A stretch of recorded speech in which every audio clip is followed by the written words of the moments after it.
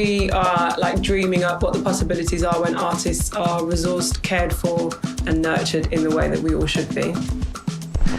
What happens to communities when they're allowed to like share in a joy for just creating and imagining things together, and like spiritually what that does for people.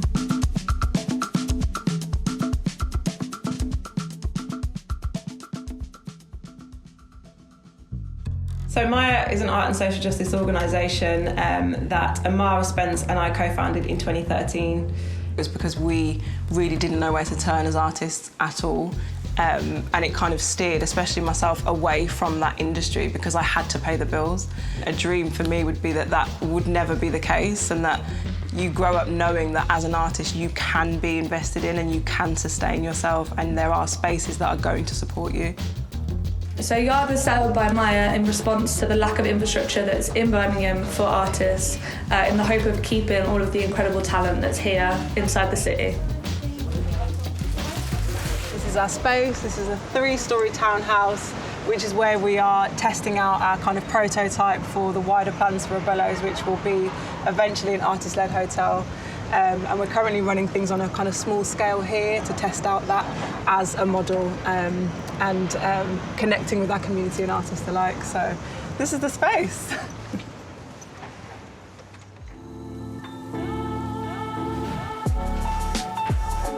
The spirit of Yard is come on in and sit down and drop your shoulders. Part of it being this site of imagination is that people can turn it into whatever they need it to be. That space for rest, for play, for creativity. Whenever people do come to Yard, it's like how we are as people anyway. We're very open and welcome. No one feels uncomfortable. We offer them food, drink, even. Amber's, she'll kind of force it on them sometimes. Because she just wants them, she just wants them to be happy and feel comfortable. Don't feel like you can't do it, but, Yeah, so it's all from a place of love. Like Jamaican households and Jamaican upbringings, it's like you always go to Nan's and Nan's got food cooking, or your aunties and all your cousins are running around, and it's kind of just like, my home is your home. You might not live here, but you can go in the fridge because once you've been here once, we ain't doing it for you again. So a lot of those values, especially from our team, who have been brought up like in Jamaican households, like that's a really important part, hence obviously Yard.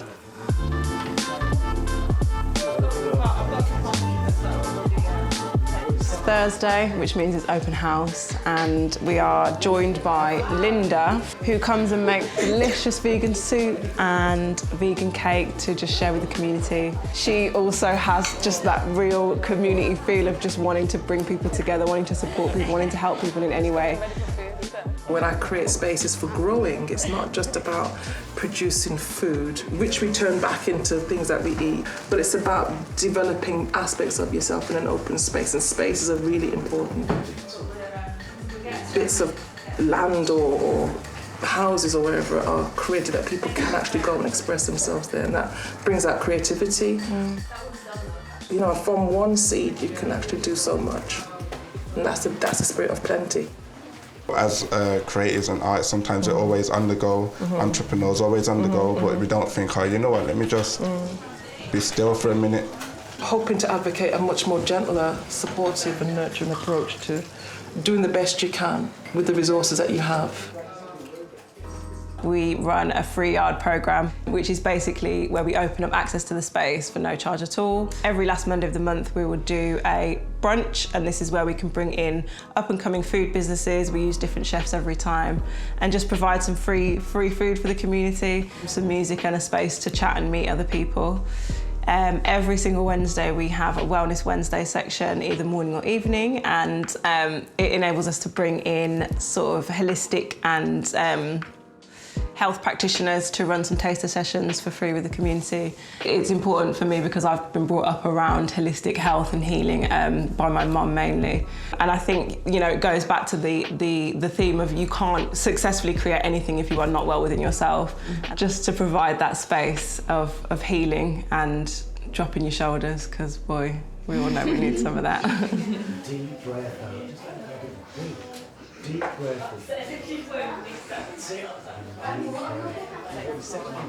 Open house on a Thursdays, artists can come in and use the space and use the facilities that we have here. And then on Friday we do what we call yard sessions.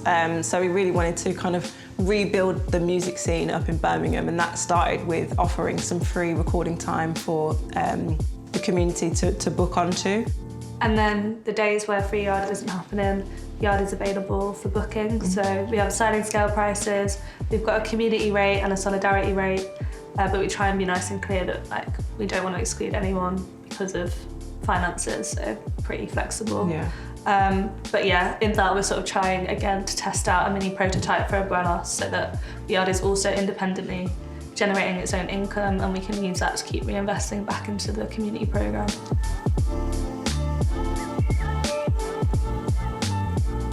This is what I've always wanted, to be part of a community-based project, but then doing what I enjoy doing, which is designing.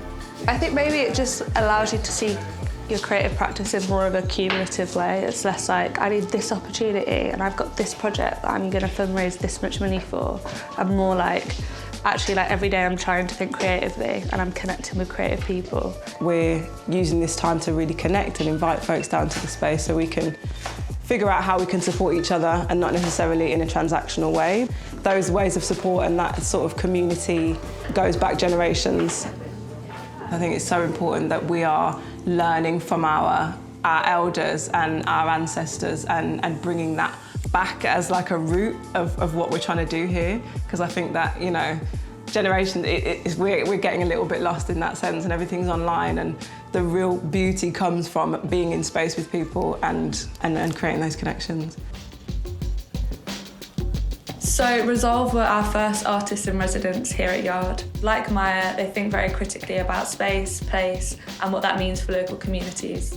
So it kind of made perfect sense to invite them down and spend some time in the local area and then create an installation in response to their stay. 3, 2, 1, action! I'm Eva, I'm 8 years... Wait, no. You're 9 now, eh? 9 years old. I'm 9. And, yeah, introducing these 2 crazy men from Resolve. Kaur and Seth. One of the reasons why we like working with MAIA and all these other organisations is because you do get to see and like physically interact with the things that you kind of imagine. All of the material that we took was from like this immediate vicinity, because we were trying to like play on and work with this tension of existing within a place as that place is being built. So if we did it all today, it would be completely different. We had like a lot of bricks, like stones and rocks. We had corrugated metal from those. There was a mechanics that was down the road. Yeah, I tripped and I grazed my knee. I scratched the walls. Did you actually trip and graze your knee? Yeah, I did. Really? Yeah. What did you trip on? One of the rocks. Have I ever been in a space that has this many young creative people, like at Yard, and like Eva? Not in any meaningful sense, I think. When you've got young children in these environments, like you're forced with the reality that people have to balance other like personal things going on in their life, as well as be creative, as well as try and like affect their community and all these kinds of things. So it means that you get to see how you might try and manage your time a little bit differently and not just get caught up in this mode, which is like we just have to keep doing. But you can do things at like a different level of intensity, which isn't necessarily a bad thing. Like if anything, it's actually quite a good thing to have like an afternoon like we had today, where there were just pure kids running around, like pure families in there as well. But at the same time, we're still trying to like grow our practice. We're still with practices that we get inspired by, but it's like those two things can actually work and probably should work in order to bring in different types of people to these creative spaces.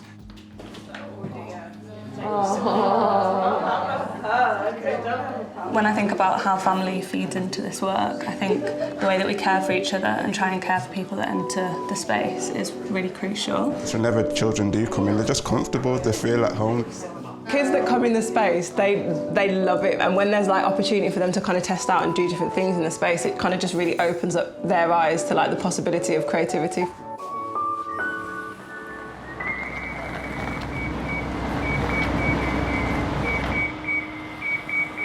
Birmingham feels like it's under construction everywhere, especially in the city centre. There's a real sense that the city's changing, We're seeing places like Phillipe pop up, and there's naturally a disconnect between the kinds of residents that can live in these new builds and the people that have been living in Ladywood for generations.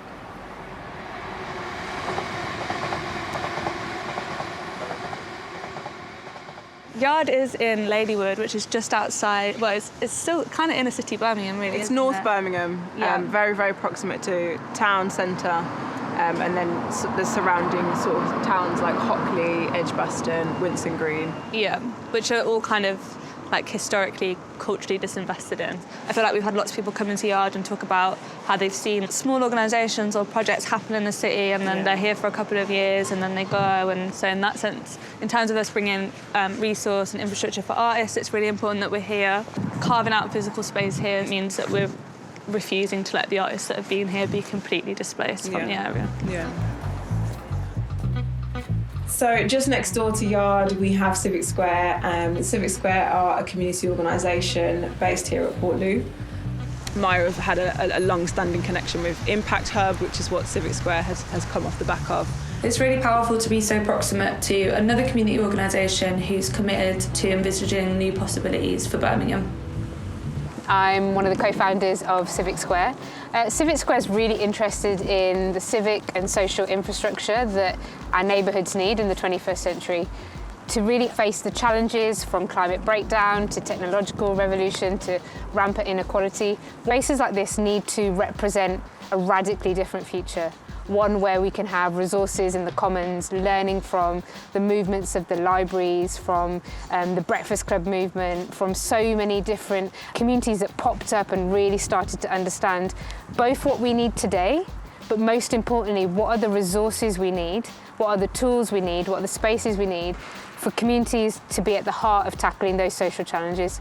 So Birmingham has an incredible history of spaces that have enabled revolutionary movements, particularly here in Ladywood. One that stands out for me is the Tower Ballroom, which is just across at the reservoir and unfortunately is going to be demolished despite a lot of protest and organising by the local community.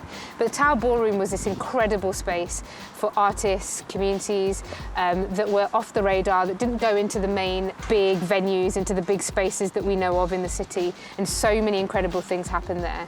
So many movements, gigs, organising parties, joy for particularly black and brown communities, particularly immigrants who are coming to the area. So when we think about the work we're doing here, how do you even define local? The first thing we think about is like, start where you are. Be present, proximate, engaged, practicing, and then start to build in nuanced, expansive, thoughtful ways from there, honouring our histories, each other's histories, but being able to use those to look forward to what we pass on to future generations. These other cities across the UK are kind of increasingly showing that London isn't the only thing that exists, and actually that in many ways the practices and the work that's going on in these places is far, far beyond where we're at in London at the moment. To see what you can achieve with your own space, to create, to build, to test, to fail as well, and to kind of bring your community along that journey as well. And more importantly, like the journey that MAIA are trying to go onto, the same way that like Civic Square are also trying to go onto that journey. This isn't the finished product, which is the best thing about it. Yeah, exactly. This is just a moment in a kind of 10-year plan. They are really doing some things that I think we could all learn from. Yard is off the back of our plans for Abuelos, which will be an artist-led hotel. The idea came from Amara, who basically was like, there's often this myth that there's no money in the arts, but actually there's tons of money in the arts. She was sleeping on a couch, just to say, that's why the idea came pregnant. In London. Yeah, so it's basically a means of pooling the hospitality budget, keeping it in the city and reinvesting it in local people and local artists. But Abuelos is much more than a hotel. It's also a space for artists to create, exist and feel safe in, hence the name Abuelos, which comes from grandparents in Spanish.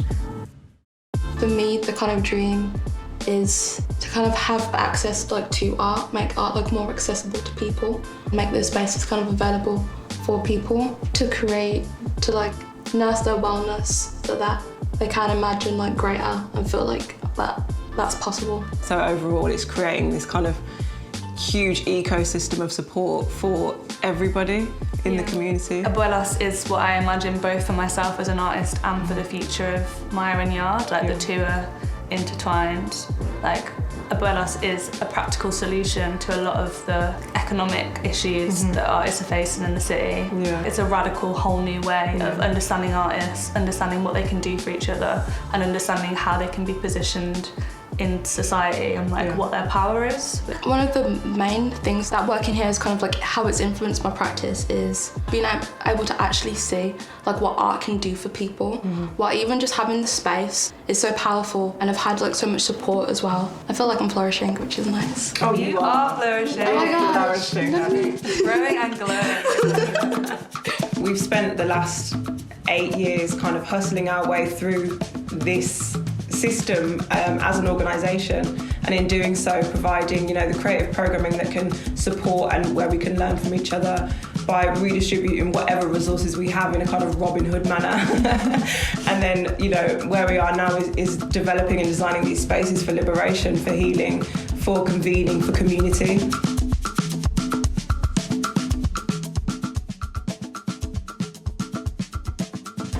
What are you saying, mate? No? Nothing, that's what you're saying. You're too excited, man. That's your problem, you're too excited, man. All this friendship, laughing. Grow up, man! Hey, these are the blooper reels, bro.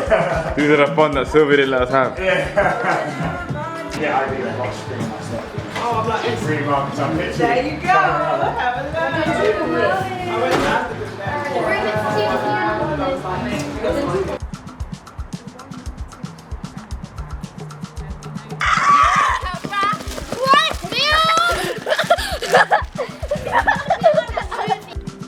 The modern man.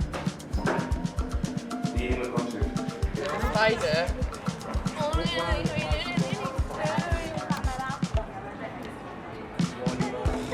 She goes,